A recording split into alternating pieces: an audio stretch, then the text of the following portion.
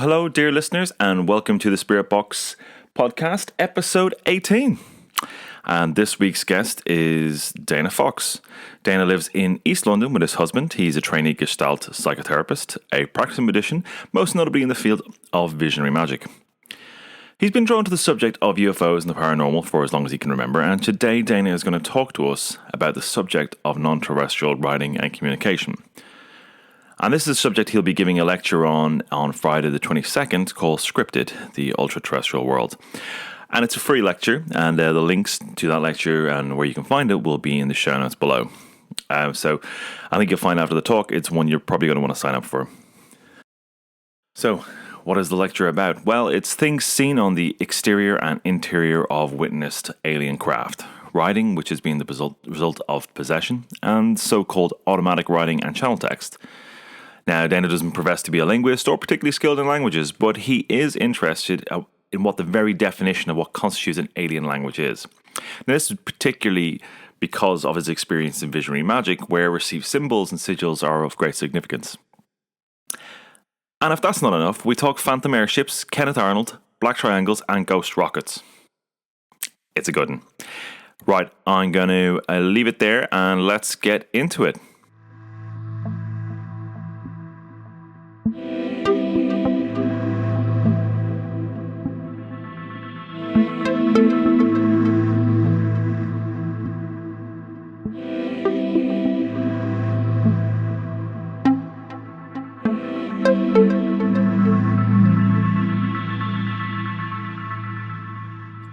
Dana Fox, you're very welcome to Spirit Box. Thanks, Dara. I'm happy to be here. Fantastic. So one of the reasons that I'm delighted to have you on the show is you've got an extraordinarily different angle on the intersection between magic, the different beings that people interface with in magic, and the UFO phenomenon. And I know it's quite a big thing at the moment. Particularly, it's been I guess exacerbated by Hellier, and I know you've got a story about Hellier too as well. And then obviously that's been compounded with the secret cipher of the UFO notes by Alan Greenfield. So there's a huge amount there, but I've never seen anybody have the angle that you have around the written language, or the alphabet rather, of the ultra-terrestrial world. So can you talk to that a bit? Yeah, sure. I mean, for me, my interest was predominantly for most of my life UFOs and paranormal phenomena. I didn't start practicing magic until 6, 7, 8 years ago. So I'm a bit of a noob when it comes to that, but it's been a very interesting and rocky learning curve. So, I mean, I started becoming interested in UFOs when I was a kid. I mean, before then, I can't even remember how long. And somehow I was kind of almost embarrassed to have an interest in magic, because I thought, well, these two subjects don't go together, because UFOs are just fanciful thinking, and magic, well, this is something that I pretty quickly learned worked and was real and gave me more or less measurable-ish results. And we're talking like maybe 20, 25 years in the making, that the UFO thing had been hanging around for me, and that there'd been no proof one way or another. And so I kind of I started to lose interest, and then I started to see, well, I discovered certain writers, and to my surprise and delight, the alien and UFO thing, that subject matter gelled very nicely with certain areas of magic, and that's where I just felt like I'd come home, really. Fantastic. And you're a trainee psychotherapist as well, so is there another angle in there that kind of blends the subject matter? Yeah, potentially. The brand of psychotherapy that I study is Gestalt psychotherapy, which was developed by a guy called Fritz Perls and his wife Laura Perls back in the 30s and 40s, and they spent a lot of time hanging around with the radicals and with the hippies and the sort of pre-punk people and lots of Tibetans. And so a lot of the psychotherapy angle, it comes from a place of it's not psychoanalysis, it's not Jungian, although Jungian kind of fits with it, but it got me really thinking, because I arrived at this point a couple of years ago where I knew I wanted to be a psychotherapist, and I thought, well, I must do a brand of psychotherapy that I really enjoy, and this turned out to be it. And so there's lots of things about being non-judgmental. There's awareness factored into it, and it's a big subject, and somehow it complements it, and it's that learning curve again, and it just and therefore I think things come into my life for a particular reason, and somehow it all works. That's really cool. I mean, building on that, how does like, I mean, do you talk to your colleagues about some of your kind of mysticism or interest in the paranormal and magic? It blends well with this brand of psychotherapy? I'm afraid I don't know anything about it. I mean, you could tell me a little bit more about it. It'd be great. Well, yeah, I mean, it's funny because when it comes to hanging around with so-called normal people outside of, so I should probably level with you. I've been a bit of a goth for like a long time, and I kind of exist on the fringes. It just happens to be where I end up. No matter where I land, I always end up in some strange job or hanging around with strange and wonderful people who don't have a an outlook on life that is the norm, shall we say. And to my surprise, when I first walked into my psychotherapy class, I thought, okay, I'm going to have to behave. I'm going to have to put on this mask for a bit and just see how this goes. And that didn't last very long. The mask fell off within a couple of weeks, and there's people in my group who are very much into alchemy, very open-minded people.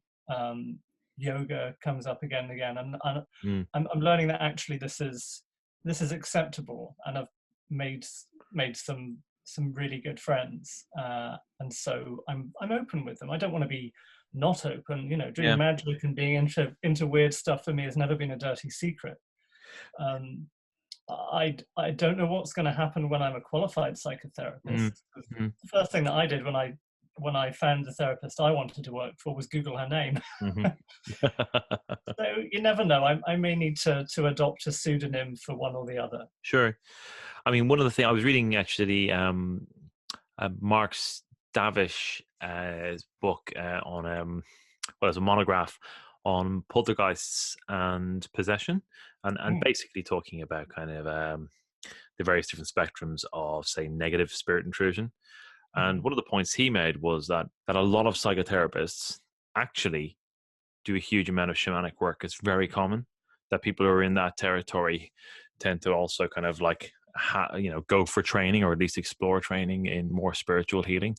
That if you have that particular calling, that they're not always that separate.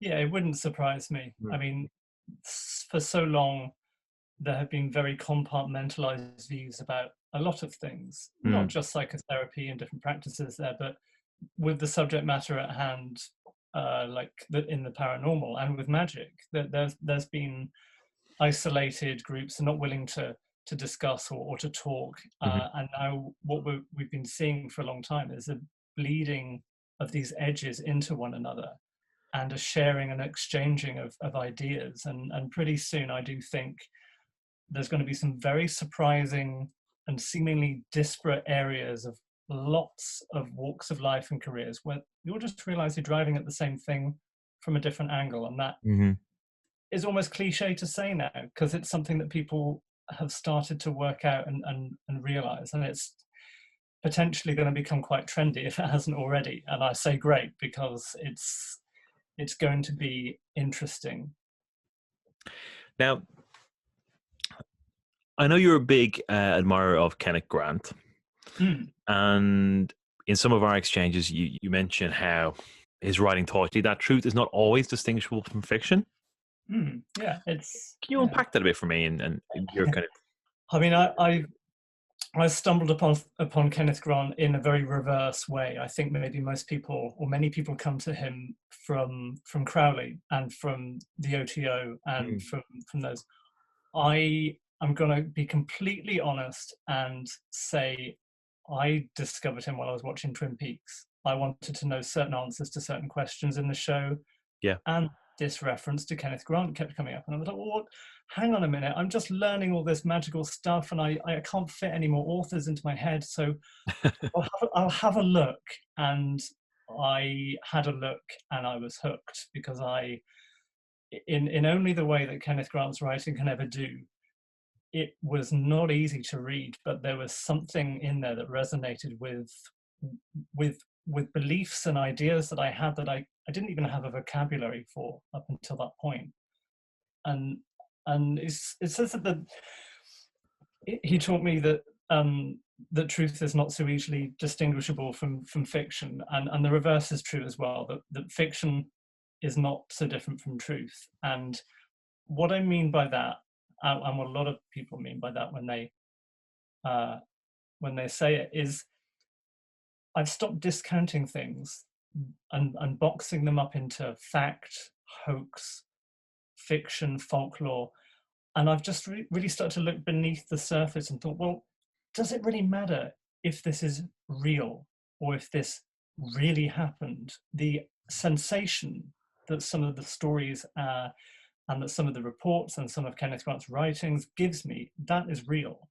My perception of it is real because it's a measurable chemical effect that it's having. My heart quickens, my excitement goes.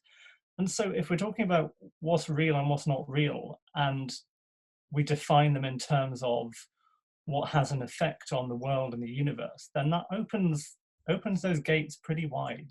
And that's when I started looking at the UFO thing, as I keep on calling it, in a completely different way. And looking at Kenneth Grant, you went on and you spoke about John Keel and Jacques Vallée, and obviously they're huge figures in this area, particularly around the blending and I guess the first people who started talking about that UFOs are not a nuts and bolts thing. They're not. This is not a ship that's turning up. It's not a metal ship. It's something very, very different. How did you come across them, and like what was the I guess the real kind of killer idea or ideas that you took from John Keel and Jacques Vallée that really kind of informed your own thinking? Well, I mean, as I got into the paranormal, and as I have been for a while, I struggled with the idea that ufologists and, say, Bigfoot hunters, they didn't talk to each other. They weren't interested in each other's findings. Ghost hunters weren't necessarily talking to people studying UFOs and alien abductions. And I just thought, okay, well, that's the way it is. That's their thing. And John Keel and Jacques Vallée went a long way to almost going towards this, hinting at a unified field theory, if you want, to suggest that actually John Keel, he had such an open mind, and he stepped back and looked at the larger picture and thought, well, he was talking about things, he named it the super spectrum, and he gave the whole phenomena almost generic, treated it generically and didn't discount anything, no matter how bizarre or seemingly unrelated.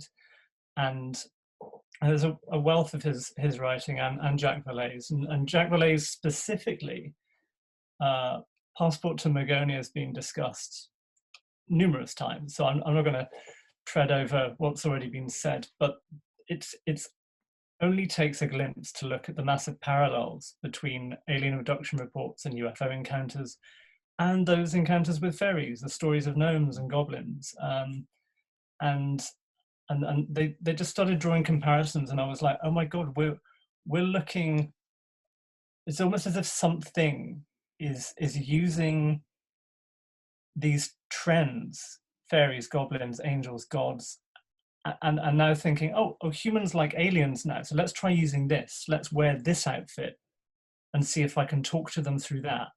And it's a bit of a leap, but it's not a big one. And I think as long as it gets us closer to the truth, or one aspect of it, it's relevant. And we may still never understand what's being said.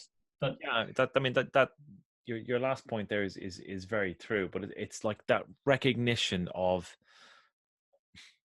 there are some remarkable parallels. I mean, remarkable parallels, and that holistic view that Keel and Jacques Vallée gave to these phenomenon is staggering. I mean, have you read The Eighth Tower? yes, absolutely. Yeah, I just finished it, and it was extraordinary, really, when you started going through the symptoms that people have when they have encounters, the kind of general physical ailments that they suffer afterwards, and how these could be down to kind of some different types of radiation from the process of materialization. All this stuff is fantastic. And it's really, really interesting when you start to kind of then look at things like Skinwalker Ranch, and you hear about those areas in the States. Are you familiar with that place at all, Skinwalker Ranch? Yes, although not as familiar as I feel that I should be. I've had a list as long as my arm of things to look at, and because I'm terrible and I go to the most obscure ones first, I sometimes end up missing the more commonplace ones until the last minute. Well, there's an awful film on Prime, so avoid that, whatever you do. Which fooled me for the first 5 minutes into thinking this was a documentary, and I noticed everyone was really far too attractive for this to be a 40th bunch. I was like, hang on a second, wait a second. Yeah, these people are weird enough. But what was I going to say is, one of the things I found extraordinary about those books, and kind of parallels with magic as well, is that Keel was talking about in the Eighth Tower about how many people who encounter UFOs or these extraterrestrials, or really whatever they are, the ultraterrestrials, that they generally don't come to a particularly good end, because it's very hard to have kind of a robust data set around this, because it's at the time it was him and maybe a few others, but only him who was looking at it from these particular angles of like, what was the long-term health of somebody who had a UFO encounter or a cryptid encounter or some sort of abduction experience. He was the only one kind of thinking of that. Yeah. But he was saying kind of anecdotally that actually there was quite a high attrition rate. People had poor health afterwards, that kind of thing. Yeah, really long term. Yeah. But you often hear the same thing about people who rush into magic, and in the first 6 months start doing, goethic invocations and trying to summon things that are just, outside their pay grade. Yeah. And like, oh yeah, let's go straight for Sharon's. I'm laughing because I've done it. I'm laughing because I've heard from some of the most seasoned people that I know, and seasoned, God, I'd probably get punched in the face for that word from some of them, but the solidarity and the kind of acceptance of hearing people that I respect, who are a lot more experienced, saying, oh yeah, I did that too, and this was a result, knowing full well that I wandered into the same stupid mistake. Yeah, I've done it. I think they all do. But I mean, soon, I just kind of think there's a couple of options. You either take a step back, or your ego just continues to be fueled, and you end up blowing yourself up or going mad. And I know a few of those people as well. This is it. I mean, like there's a long list of people who've come undone through that kind of experience. I mean, quite a lot of famous ones as well.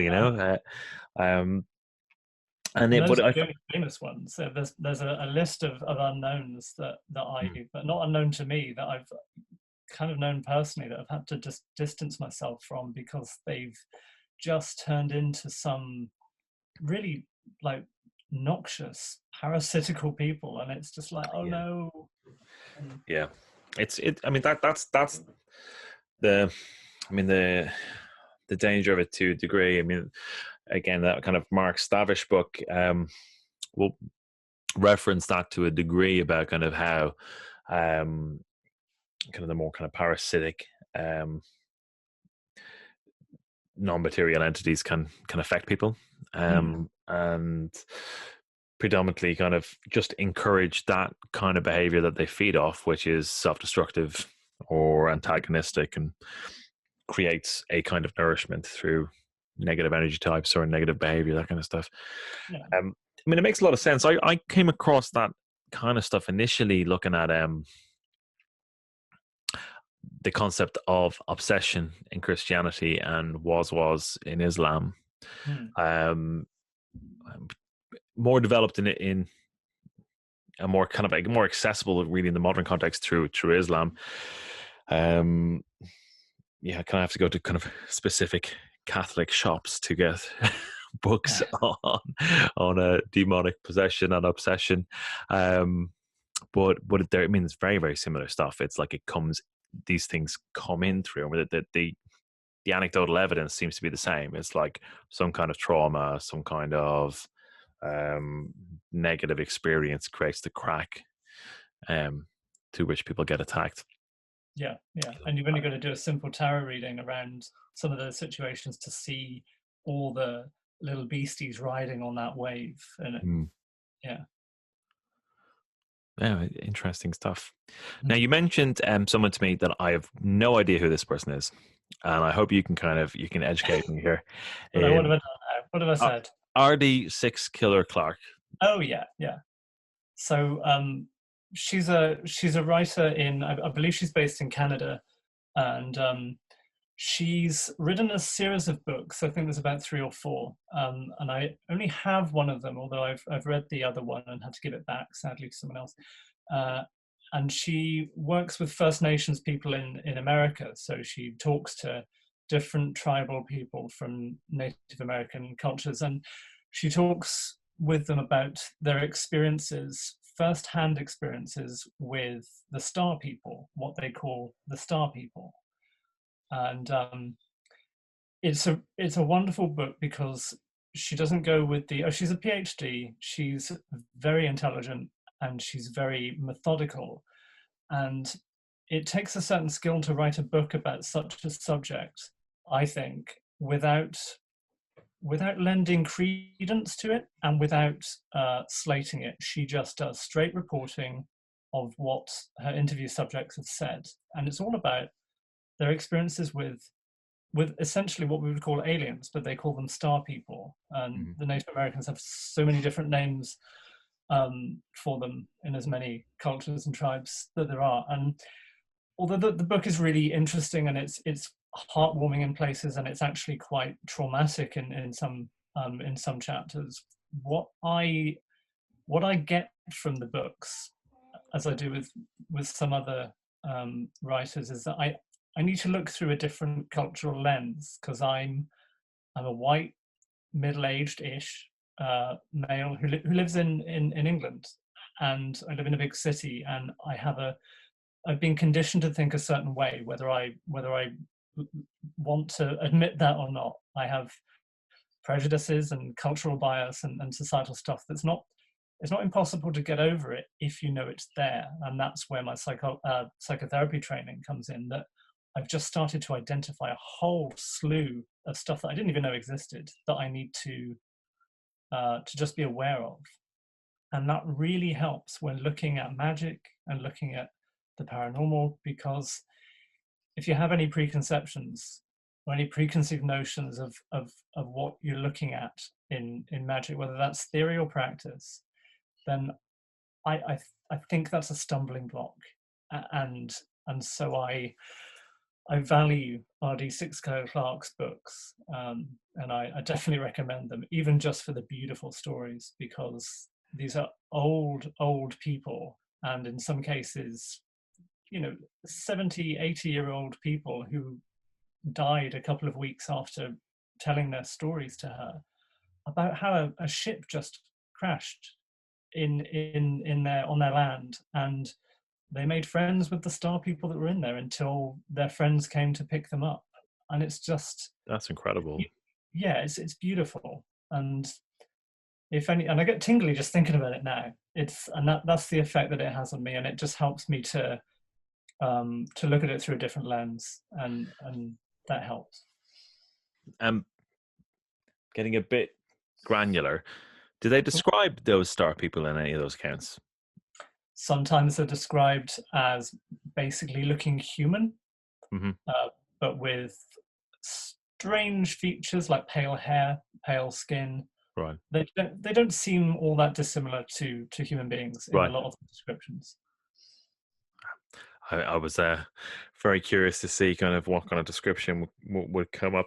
So there's two things that I want to talk to you about. So I know you've got a talk coming up, Scryptid, the Ultraterrestrial world. And when we get to, I'd like you to kind of give us a framework, kind of overall, what's the talk about and what people can expect from it, like what your hypothesis is. And obviously we can tell people where they can see that talk. But yeah, give me an overview of what it's about, because when you've because I first saw this when you shared it on Instagram and Instagram stories, and you gave a synopsis of it, and it was such an interesting angle. It really, really drew me in. I thought it was like I mean, don't flatter you too much, but I thought it was that, it's just a really clever, insightful angle. So before I kind of give my garbled version of it, I'm going to hand over to you, and you can talk through what your hypothesis is. Well, I mean, first of all, thanks, because it really warms my heart to hear that, because I'm in lockdown, same as the rest of the world, and while I've had my free time, I've just thought, well, let's do this. This will be fun, and to be invited to talk about it and to hear such lovely things from you. That's really nice. So you flatter all you like. It's cool. Scryptid. Okay, so it's spelled like cryptid, but with an S. Scryptid, and the fantastically intelligent, hilarious wordplay will become apparent because it's about. It's a talk about writing which has been received from non-human sources. So by that I mean, or otherwise been seen or witnessed or even photographed during encounters, UFO crashes, but not only that, also possessions and channeling and visions. And this is where I have to thank Keel and Grant and Valet and all the other writers who forced me to take a step back, because I saw that this tiny little niche subject had been overlooked, and that's that these writings. So if someone went into a vision in magic and came back with a sigil or a message or even a language through a magical working or vision, which has happened, that piece of written communication would be important, and it would have a meaning, and the magician could use it. And so I started to view alien encounters as the same kind of event. So I'm trying to get away from the polarity of aliens versus magic, or whether abductions or close encounters. So it's any writing or symbols or hieroglyphs that have been recorded and remembered, sometimes through hypnosis. And I just think that these can be looked at in the same way as channeled writing, sigils that have been received. They're important, meaningful attempts at communication. And that's the nub of the talk.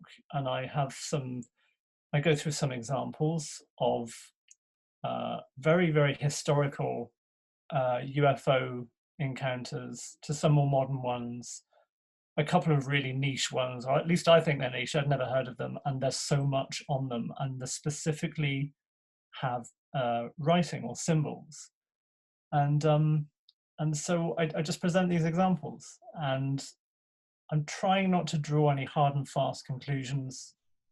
I just want to sketch some links between them for the time being. And were there any really like aha moments or oh my god moments?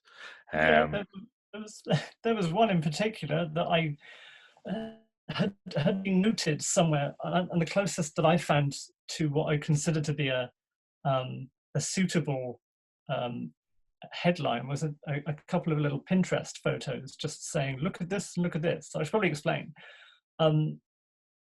There's a legend or a report. It's from 1803 in Hitachi, Japan. It's called the Utsuro Bune. And it was an object that allegedly washed ashore. It was a saucer shaped, it was round, like two bowls with one upturned, and the lower half was wooden and metal plates, and the upper bit was crystal and glass windows. And it was about 5 meters wide and about 3 meters high. And these fishermen found it. And inside was a woman. She was pale, had red hair and red eyebrows. She seemed kind of friendly, but she had this box with her that she would never let anybody touch. And there's lots of versions of this, but they all kind of center around the same basic story. It ends differently. Sometimes they set her back adrift, or they leave her at the beach. And so this is the hallmarks of a UFO encounter are there: a crash with and an experience with an occupant. And the thing that I found was a couple of old prints from 1803. They're available online. You can find them pretty easily, with the story and the report in Japanese. And next to it are some symbols which were found on her boat or UFO. And I thought, they're interesting. And then I was reading, we have to fast forward about 200 years later to the Rendlesham Forest incident. Do you know about that? I do indeed, yes. I was going to ask you about Rendlesham, but awesome. Go for it. Well, I mean, the Rendlesham Forest, so there's the Ufo Trail, which you can go to. And on the Ufo Trail is the sculpture, which was designed and made, and using the descriptions from the Air Force pilots who reported the encounter.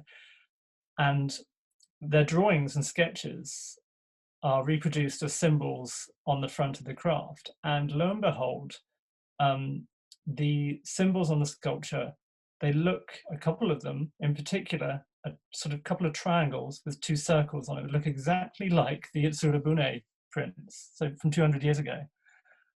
And so whatever we might think of these two reports, because they have become legends, both of them in their own way,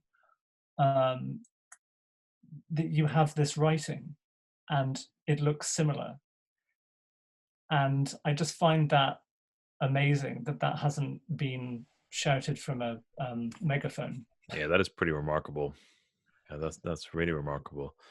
And did you look at any stuff like John Dee's Enochian language, that kind of stuff?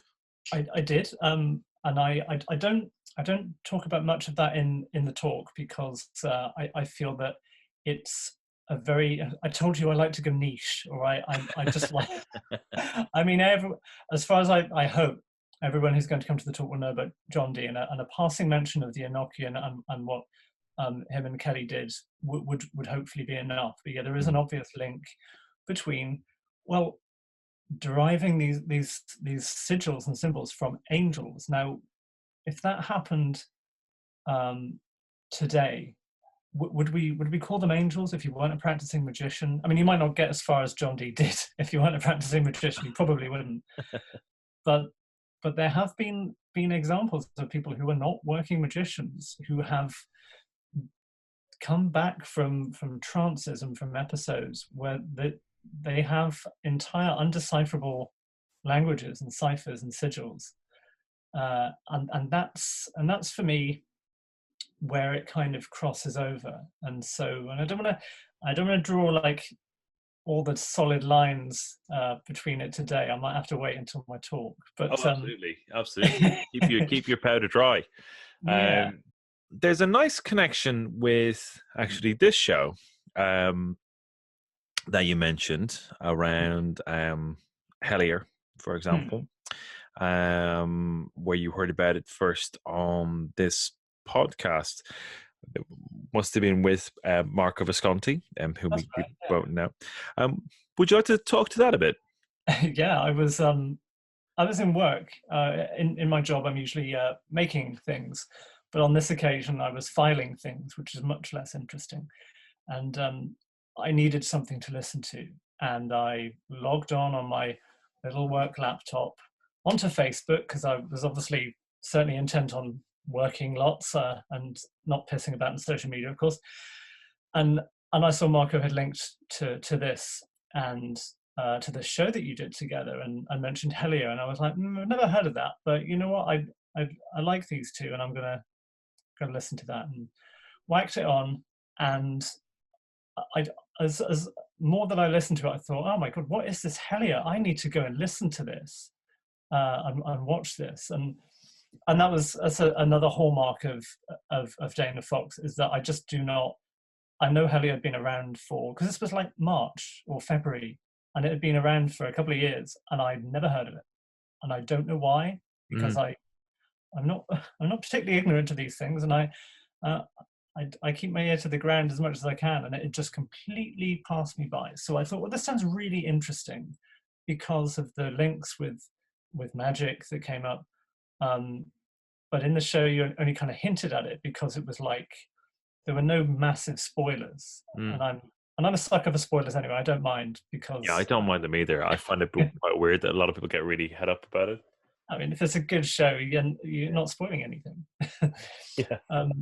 So I went home, and that night, and I watched it. I watched one episode, which then turned into basically 4, and then I had to go to bed.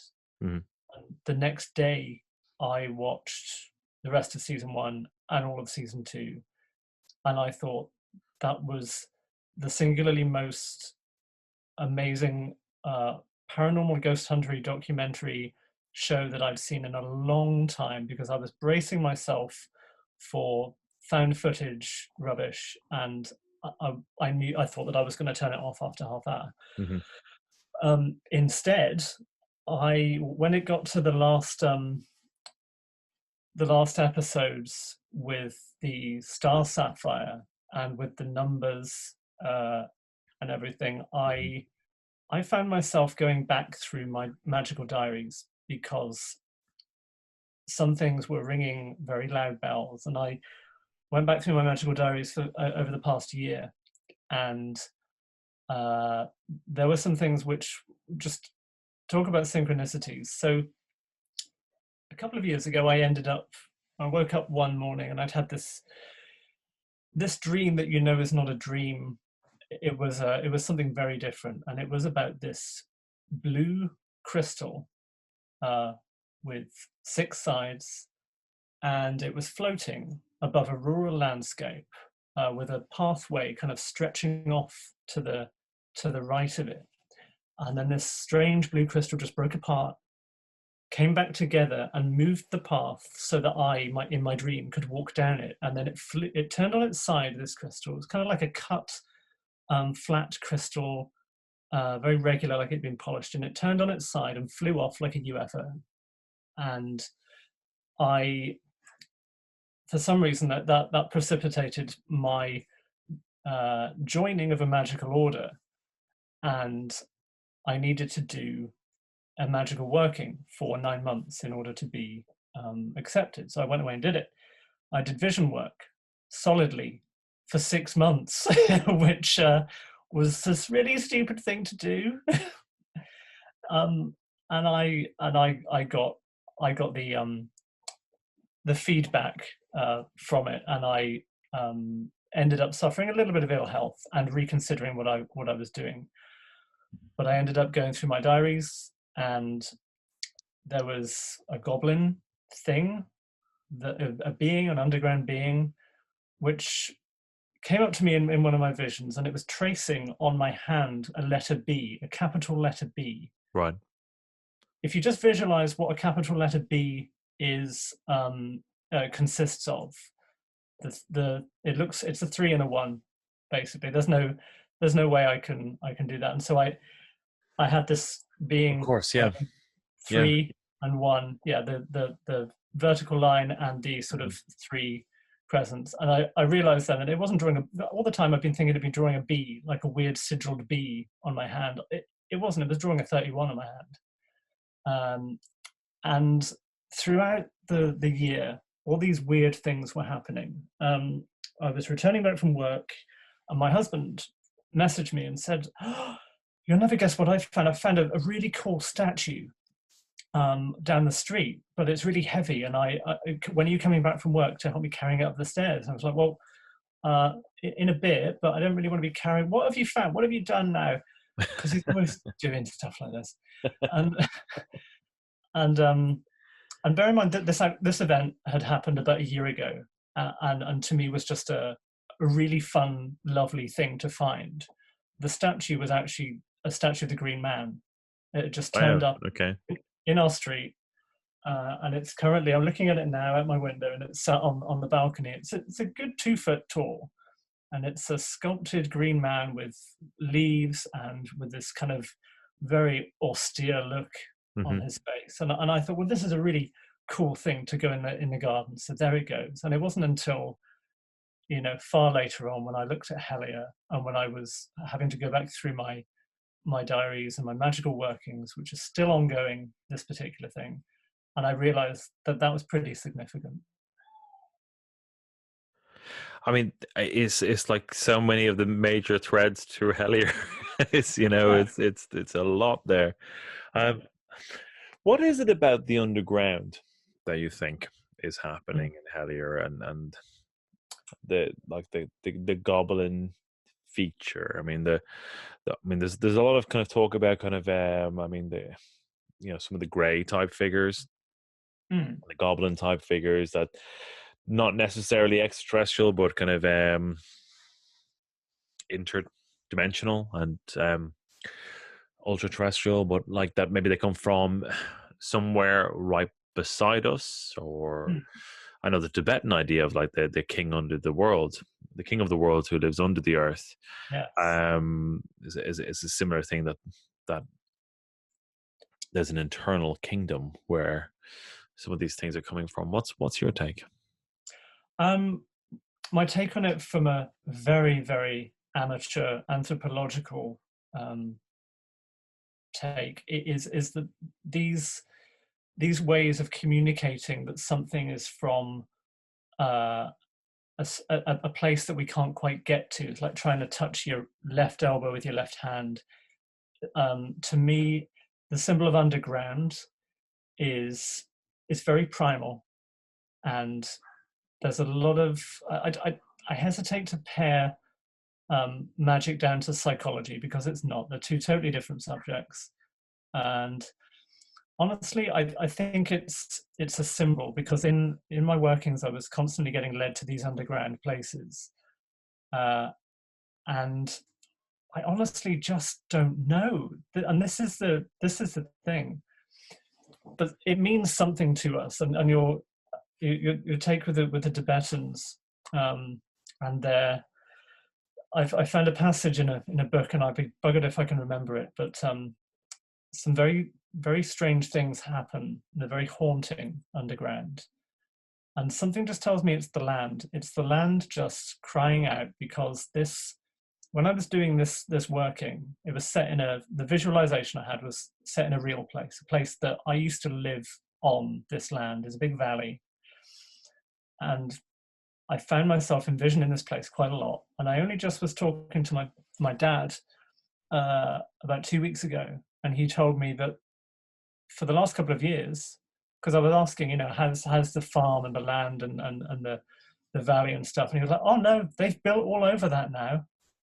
I was like, "What? They've done what with my forest?" It turns out the city council have been planning this thing for ages, and they've built a massive unnecessary motorway through the stream and forest and cleared the trees, and it's been razed to the ground and flattened. And so I took that to mean that the land is crying out for someone who actually spent a lot of time there to just remember it and to make it live again. And if we take that viewpoint and we look at things like goblins, aliens, whatever, coming from underground, subterranean places, well, I think it's as subjective as each person who would take a look. Yeah, that's about as far as I get with that part. Okay. Yeah, I mean, there's so much going on there with that metaphor, isn't it? The underground, you know, the subconscious, the suppressed, the mind, the occulted. It's really intriguing, and I think the thing for me about it that is so resonant is this absolutely cross cultural.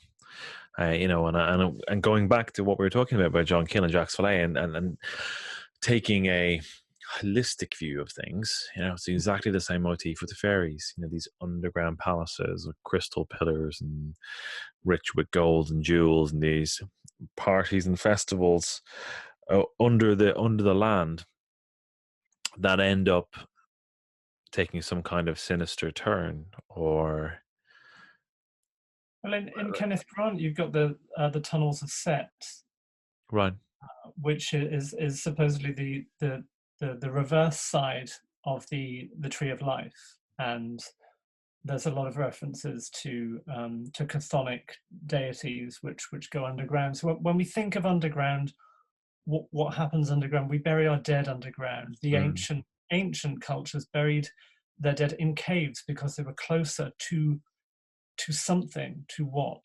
Well, we could suggest or surmise that they buried them in caves because it was convenient, or because it's a nice place for them to be, or there's something almost comforting and maternal about being underground. And so I'm less scared of these things than I was when I first started this whole journey. It used to terrify the hell out of me, and now I actually feel an element of comfort or something reaching out, and it's kind of like, we talk a lot about liminal spaces, about these borders and bridges and land that's in transitional stages, and poltergeist phenomena being focused on people who are going through that transition between childhood and adolescence. And somewhere in amongst all those thoughts was my ideas about language and about the written word, because language is a liminal space, and that struck me just as I was coming up with the idea of Scryptid. And I thought, well, language and communication is liminal as well. There's something in there. There's a pregnancy and a potential to it. That moment between being not heard and being missed and then understood. And there's some potential energy that exists in caves, in these transitional spaces, in language. And to me, it's mattering less and less what it's made of and what it looks like. There's just something is reaching out to communicate with us, and it's using whatever it can find in our consciousness or our cultural or personal consciousness to talk to us. It wants to know us, and we, despite all of our technology and or maybe because of, we want to know it as well. And there's all these little tunnels to the truth. I think you're really onto something with this, and I think it's such an interesting observation.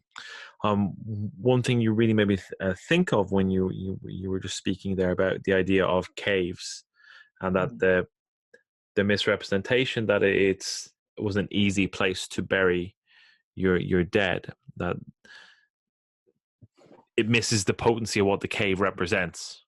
Yeah. Whatever it did represent, because what did people do after that? They started to make their own caves with cairns and tomb burials and all that kind of stuff, replicate the immersive space where someone gets buried, covered, entombed in something, that we replicate those things by building things like tombs. You look at all the megalithic stuff, like in the Valley of the Kings in Ireland, the Boyne Valley, where you have Newgrange and Knowth and Douth, and on the keystone of Newgrange is covered with glyphs, spirals, zigzags, all this kind of stuff is all over those caves. Again, like it's all of significance. It all has significance because they would have been extraordinarily hard to do, to carve symbols into granite. And what were they carving? Was that received language as well? Was that some, when people had some sort of initiation in these? I mean, we call them tombs, but we don't really know what they were. I mean, if you're familiar with Newgrange in Ireland at all, it is like it's a passage tomb with a triform chamber in the center of the tomb, and there is a large door with a kind of like a light box over the door, and every winter solstice, the rising sun shines straight down the passage and illuminates the internal chamber. I've seen it now. Yeah, it's not easy and not accidental. These things totally. And what's right in front of it is the keystone covered in these incredible glyphs, and that's like, that is an absolutely iconic and powerful symbol of I mean, they of Ireland, really. I mean, these things kind of get muddled up with Celtic identity, and predates that by several thousand years. Yeah. But there's a potency there, and it's about the land, and that area of Kells and the Boyne Valley is full of this stuff. There was the old, I think the High King of Ireland used to be initiated there on a particular stone that they would stand on as the stone shouted. That was the thing. That would be recognition of the king. I mean, if I remember correctly, like some of the Gaelic revival people, and Yeats might have been involved in this, if I remember. My apologies to any kind of Yeats scholars who are listening to this going, you were utterly, completely wrong. But a lot of people tried to excavate at Kells, thinking that the Ark of the Covenant was in there. Well, it wasn't, but but it shows you the kind of potency where people were tying these places together. They kind of, there was a mythos around it, but that might be one to look at, like the same symbols on the keystone at Newgrange. Hey, But the talk's a week away. I can always put some more stuff in and make it longer. So speaking of the talk, where can people find you, and how can they attend your talk? Okay, now I've got the Facebook event, and I'll set it to as public as I can. And then I'll send you the link to it. Perfect. Yeah, cool. And I will make sure that the link to it is in the show notes.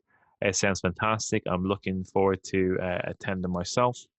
And then before we wrap up, you mentioned phantom airships and black triangles and ghost rockets. Those are too appealing for me not to ask you about them. Well, there are a couple of different hypotheses about alien UFOs and such. One, which you've already said, is the extraterrestrial hypothesis, which is that they're nuts and bolts spaceships. The other is the interdimensional hypothesis, where they come from another dimension or from just beside us, which doesn't necessarily rule out that they may travel in nuts and bolts spaceships. It depends what their universe is like, I suppose. And then there's the psychosocial hypothesis, which takes a little bit more explaining, and I'm not sure I have the words, and maybe we don't have the time, but I'll give you something to consider. So phantom airships, they were seen first around California in 1896, and they were exactly what they sound like, big blimp things. With whirling propellers, lights attached to them. And it's important to note that human airships, human-made airships, have been around since before then, but none had the maneuverable power that these things were reported to have. They were large, they were fast, and some of them had wings. and people reported communicating with the occupants, and some of them claimed to be from Mars. Some said they were descendants of lost tribes. And on one occasion, the occupants happened to be a crew of beautiful naked women, which is a good gig if you can find it, I suppose. And so if I leave that for a moment and just talk about ghost rockets, you'll see where I'm coming from, because these happened in 1946. It was mainly in Scandinavia, although they were also reported in Greece. And they were literally rockets, rocket-shaped, unexplainable, missile-shaped objects flying way too slowly to be anything that was known to exist at the time. And also they were flying horizontally, which rockets at the time did not do. They mainly went up and often down. And so the thing about phantom airships and ghost rockets is that I'm looking to an eye of current technology at the time. They had airships, but they were new. They had rockets in 1946, but they were still relatively primitive at the time. And I can't ignore the link between the rockets and Jack Parsons and the Babylon working, but we'll just paste over that. And I just think it's too interesting not to note that this is like a nightmarish parody of current technology at the time. And I don't wish to suggest that people were immediately fearful of something new and then started imagining things. People aren't that dumb. That's not what happens. But there is something to be said for why do they follow this trend, these UFOs? We saw black triangles first in 1989. Now, exactly what they sound like, big black triangles with lights at each corner and one in the center, and generally silent. And some of them are huge, the sizes of several tennis courts, some of them about the size of small planes. They've been seen on radar, and they resemble, but not quite, things like the flying wing ships, which are aircraft, which are actually older than people think. I think the first one was made in sort of the 1940s, and it looked very much like the B-2 bomber. But a lot of it was very secret and very rare, and not very. There was a lot of wear and tear on these planes. It lasted about a year before they had to decommission them. And so again, I'm noticing that there is this trend of new technology mirrored in the sky. Again, I don't wish to suggest that people are mistaken. I don't think that's the case at all. And I don't think that people are screaming peasants scared of new things. But it's just something that I note, and it happens with descriptions of aliens as well. And it's just I get where you come from. When Phil Hine was on the show, we were discussing this as well about how back in the 40s, our aliens, the aliens we were having experiences with, where we're from Venus, we're from Mars, and we're relatively human looking. And then kind of as we developed technology, we got a bit more familiar with what was actually on Venus and Mars from a topographical viewpoint. They started to get further away. It was from there to Zeta Reticuli and what have you. It sounds like it's in kind of the same ballpark. Yeah, absolutely. And it's, again, it's very tempting to say, well, the scope of these reports and mistakes and even hoaxes are limited by people's knowledge or expectations at the time. But I would posit that if something is trying to communicate with us, and it's from within, and it knows us through our minds, then it has access to our imagination. And imagination in magic is a magician's greatest tool. It's not the only tool you need, but it's so important, and it's potent. And I think if something is looking, maybe they're not looking at us, but they're looking through us, and that's why we are seeing these things mirrored in what we know.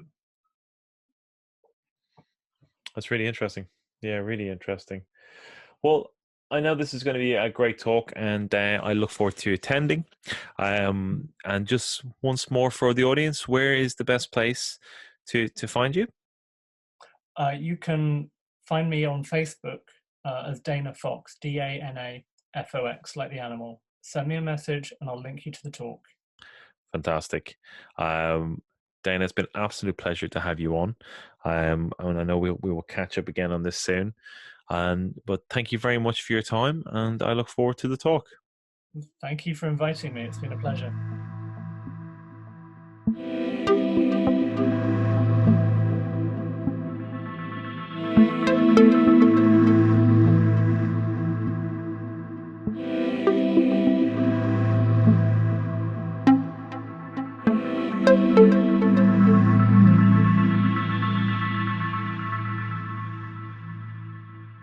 There you go.